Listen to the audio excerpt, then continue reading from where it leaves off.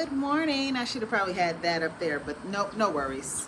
All is well, all is good. I just wanted to share with you some leadership insights today. And I don't know if I call this leadership insights or if I call this something else, but whatever it is that I call these, I think it's like maybe it's leadership in action, something to that effect. But I'll go back and I'll figure out what that is. But nonetheless, I was out for a walk this morning, and it's hopefully this doesn't sound like a ramble, but we live in a time where things are just so curated. Social media, you go to concerts, you something is happening on a scene or whatever, and we're quick pulling out our phones, we're capturing those moments. And you would think as we're capturing those moments, we're being present, but we really aren't. And we hear in this day and age self-care and self-love, and me being a coach, I those words are in my vocabulary all the time. We talk about mindfulness and all this other good stuff, and for us to live in a time where we have access to so many different things and so much at our fingertips, including our phones and all that other good stuff. I was out for a walk this morning and I saw something so magical. It was so simple. Something that has been happening since probably the beginning of time. And in that moment, I just stopped and I took it all in, and it just made my day. It was so beautiful. And then the thought came, because why? Because I live in today's time where whenever we see something, we capture it on our phone.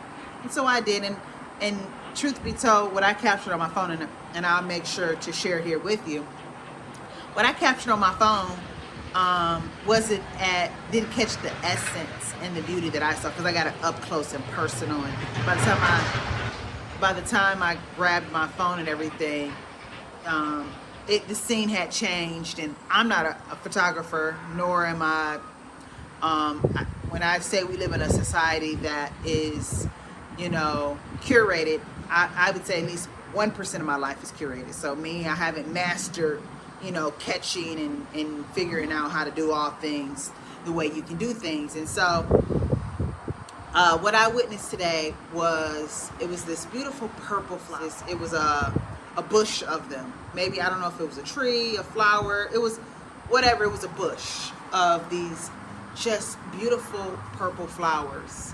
And amongst these purple flowers was that of a bumblebee, like a big, like it wasn't one of those, it was truly a big, juicy, just beautiful yellow and black bumblebee.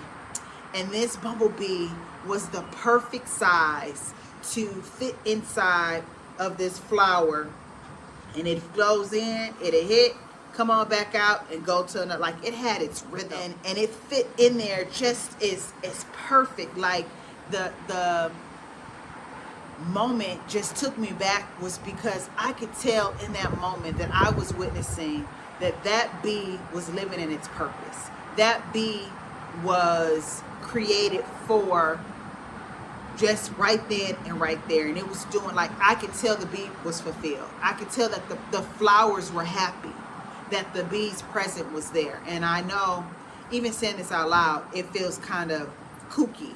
Why something so in nature feels kooky? Because it's the time we live in. But when I tell you, it brought joy to my day. And it's like, okay, so what does this really have to do with leadership?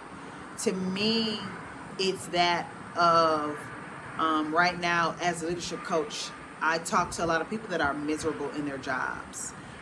They are not happy at all. And in that moment, the joy that bee was having, doing something as simple, flying in and out of every flower.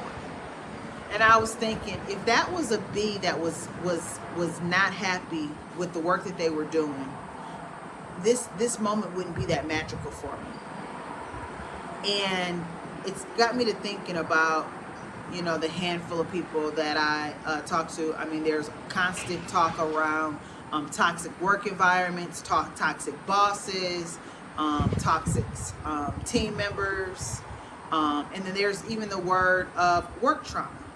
There's all these terms that are floating around out here, and there's lots of talk about, you know, finding your purpose, and when you're in your purpose, and all these other things. And it took me back to a time where there's been multiple occasions where I've been on jobs that I was not happy in, that I did not have that same peace that that bee had, that peace that the bee brought me, the fulfillment that I could see in that bee, and the happiness that I could see in those flowers. This morning, that was not the case with my clients, nor was it when I've been in those positions in the workplace.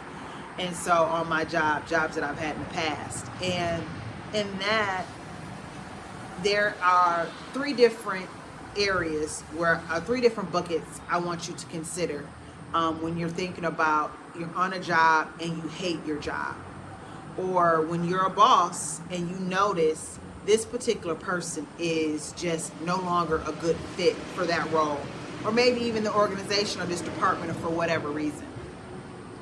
And so these are things to look out for. For the first thing is that it may just be a toxic environment. Truly, that might be that everybody is looking to jump ship. No one's happy. People are trying to do the best, but there's just there's so much chaos that everyone is miserable, and no one's feeling fulfilled, and no one is happy to show up. Like, everyone is in overwhelm, burnout, mean, cantankerous, angry, resentful. And so in those cases, to me, it's up to that leader to grab and get everything in, grab everything by the realms, and get the reins, is what I'm trying to say, and bring that in a way that it's a better work environment. And again, any content on this channel, there's plenty tips, activities, all those things to help you throughout with that. I won't go into that, but you know, make sure you're following me on whatever platform you're seeing this on, so that you can get those. But I just want to stay in this realm here, this area here. And so that's the first, that it's not the person, it's not the staff, it's not the work that they're doing per se that's not fulfilling them, that's causing strife, that's causing them to feel toxic, but it's the environment. So that's one. So that could be a red flag that it's time for you to leave that organization, or if you're a leader, it's time for you to get your area in order, so that you don't keep losing good talent, quite frankly. Now, the second is that if everyone else around you is like the little buzzy bee and they're getting the work done, but you find fault in everything, then you're the toxic one. And with that is maybe this is a season where, you know, you felt you should be further. Maybe you should have gotten those last 3 promotions that were skipped by you, and these things. Whether this is the organization for you, or if you need to just really take time, whether you have a leadership and performance coach, or whatever resources you have, you need to do some searching and find out what should your next be, and really pull yourself out of that, because you're the toxic one. And then I told you there's 3 things. The third thing is that it's not necessarily the environment, it's not necessarily you, but it just may be that it's just time, your time is up here, that there's more for you. There's more for you in either a different role, a different department, and maybe a whole different organization. And so if you are a leader and you're witnessing this within one of your team members, this is where those one-on-one meetings and those discussing that person's development comes into play. If you are experiencing that, like, you know, It's not necessarily, I'm not feeling as bumblebee-ish, like this is filling my cup. The work environment is not toxic. This is a great job. I should actually love this job, but I don't, and that's okay. And so having those talks with your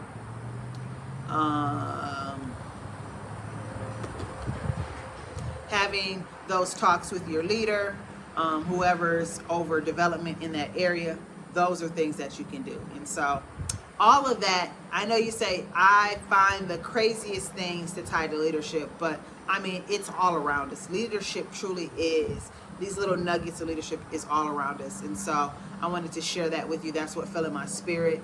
I know there's a lot of people hate their jobs right now. And so if you happen to be a leader who is surrounded by people who you feel that they're demotivated, they're unmotivated, they're resentful, they're complaining a lot and things of that nature, hopefully these 3 buckets will help you identify what your staff member may be going.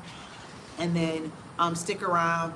I'll continuously be releasing content to help you work through that, so that even if there's a person that's toxic, even if your organization, the stress of it all, the pressure of it all is causing your culture to falter and become a toxic culture, how you as a leader can still within your area of control, influence, and all that great stuff, you're able to make sure that you keep the talented professionals that you need, as well as create a inner